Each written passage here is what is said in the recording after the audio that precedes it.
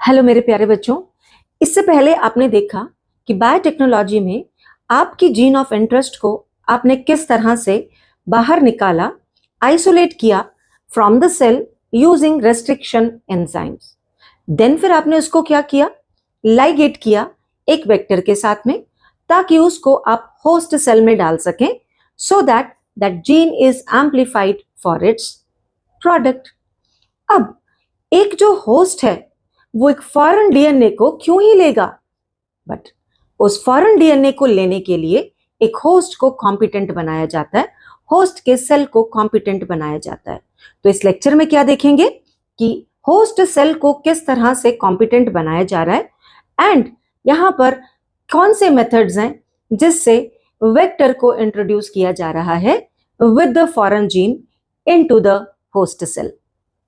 4 methods आप देख रहे हैं। The first method here is the calcium chloride treatment method. This is a general method. इसमें क्या किया जाता है, जो प्लाज्मिड है या फिर जो आपका फॉरेन डीएनए के साथ वाला वेक्टर है, उस वेक्टर को बैक्टीरियल सेल में इंट्रोड्यूस करने के लिए बैक्टीरियल सेल को पहले इंक्यूबेट किया जाता है specific concentration of divalent calcium ions में। जैसे ही हम इसको इंक्यूबेट कर रहे हैं, इस कैल्शियम आयन की सॉल्यूशन में the bacterial cell wall becomes permeable to this foreign DNA and दस उसके साथ में हम क्या कर रहे हैं, इसको कॉम्पिटेंट बनाने के लिए पहले सेल्स को इंक्यूबेट कर रहे हैं। किस पे, यहां पर रिकॉम्बिनेंट डीएनए के साथ में एक कोल्ड पे, दैट मींस आइस पे, फिर उसको हम एक ब्रीफ हीट शॉक देते हैं by keeping it at 42 degree centigrade high temperature पे and then again keeping it in the ice. और इससे क्या हो जा रहा है, the bacteria is now enable to take this recombinant DNA.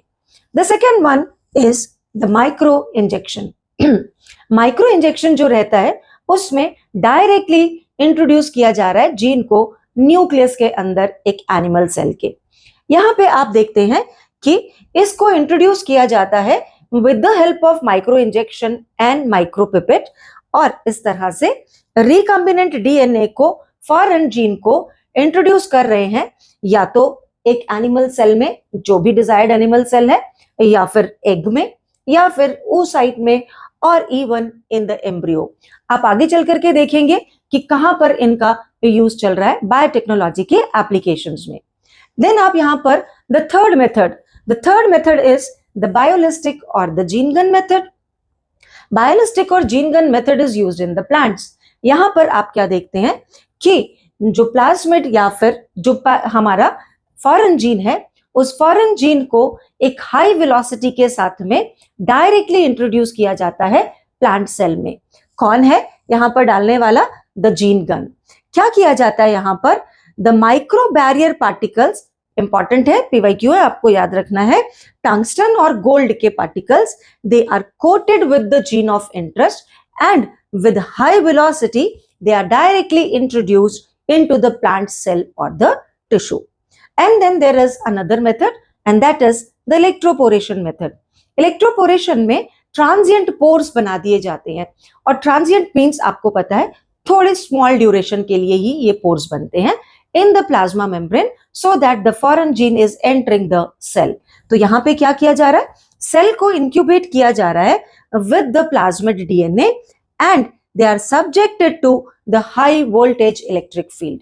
High voltage electric field के साथ में क्या हो जाता है, बहुत छोटे छोटे माइक्रोपोर्स बन जाते हैं plasma membrane and the cell is now ready to take up this foreign DNA.